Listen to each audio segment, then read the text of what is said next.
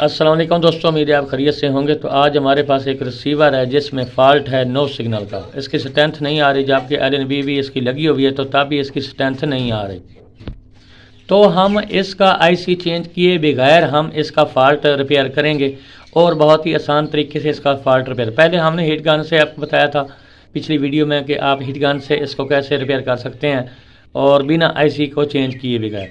तो आज हम आपको एक ऐसा ट्रिक बताएंगे, आप घर बैठे भी इस रिसीवर को रिपेयर कर सकते हैं। आपके पास अगर कोई दरांती है या कोई ऐसी पेचकस है, जैसे हम टूल्स कहते हैं, तो पेचकस टूल्स के ज़रिए भी इसको आपने रिपेयर कर सकते हैं।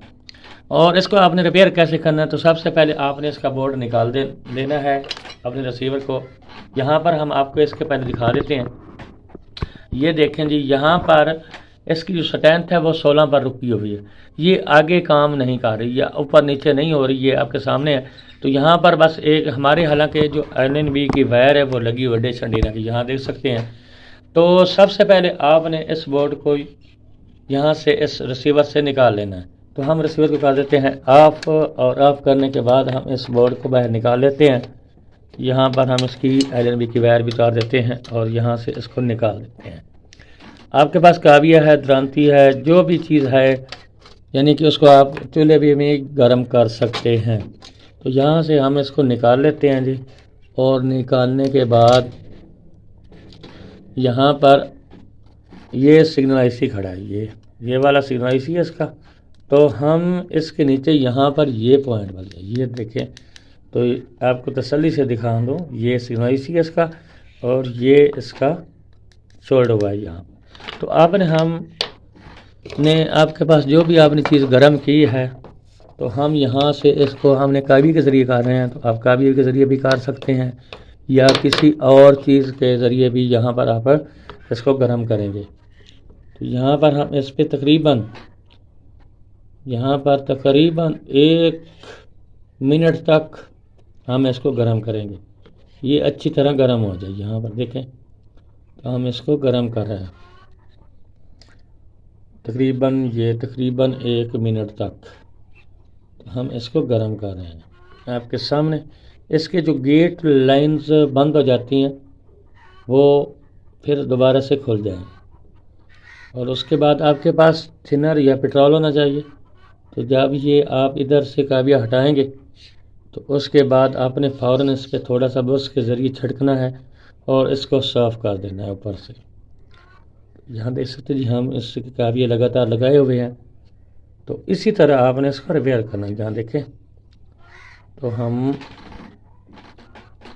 यहाँ पर ये अच्छी तरह गर्म हो जाए। अब ये हो चुका है, तकरीबन ये हो चुका है। तो अब हम इसको हटा लेते हैं, और हटाने के बाद हम यहाँ से इसके ऊपर थोड़ा सा थिनर डालते हैं, और थिनर डालकर हम इसको साफ़ कर लेते हैं।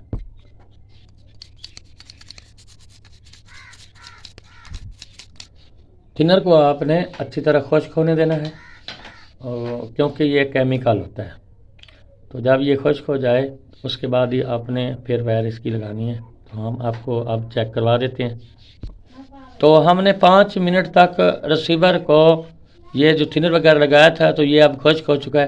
तो 5 मिनट तक आपने इसको खुश्क, यानी कि अगर आपके पास कोई ऐसी चीज़ नहीं, डोब वगैरह आपने लगवा सकते हैं इसको, तो फिर आपने 5 मिनट तक वेट करना है और बिल्कुल इसको खुश्क कर लेना है। और खुश्क करने के बाद हम इसको एडजस्ट कर देते हैं आर्जी तौर पर, फिर हम इसको सेटिंग कर लेंगे। तो यहाँ से हम इसकी तमाम वायरें वगैरह लगा लेते हैं, और उसके बाद यहाँ से एक पेच इसमें अंदर लगा लेते हैं, क्योंकि हमारा रिसीवर कहीं शॉर्ट ना हो जाए।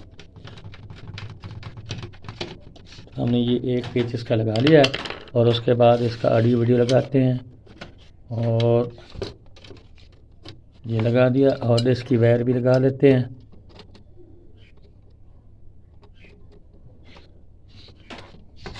हम रिसीवर को ऑन करते हैं और देखते हैं कि हमारी जो स्ट्रेंथ है वो आती है या नहीं। तो अब हम आपको ये इसकी मेन्यू दबाकर हम इसका आपको स्ट्रेंथ वगैरह सब कुछ चेक करवा देते हैं। हम जाते हैं टीवी स्क्रीन पर, तो यहाँ पर रिसीवर हमारा آن ہے اور یہاں پر ہم اوکے کرتے ہیں اور اوکے یہاں پر دیکھیں جی آپ جو ہماری اسٹرینتھ ہے وہ آ چکی ہے۔ تو اسی طریقے سے آپ اس ریسیور کو ریپیئر کر سکتے ہیں GX405S ہارڈ ویئر 203 والے کو۔ تو یہ آپ کے سامنے ہم نے اس کو ریپیئر کیا ہے، یہ ہمارا ریسیور پڑا ہے اور اس کی ڈش کی وائر لگی ہوئی ہے آپ۔ تو امید ہے ہماری ویڈیو آپ کو اچھی لگی ہوگی، ہمارے چینل کو سبسکرائب بھی کر دیں اور ساتھ میں گھنٹی کے نشان بھی دبا دیں تاکہ جو بھی ہماری ویڈیو آئے تو اس کا آپ کو نوٹیفیکیشن مل سکے۔ اگلی ویڈیو جناب، خدا حافظ۔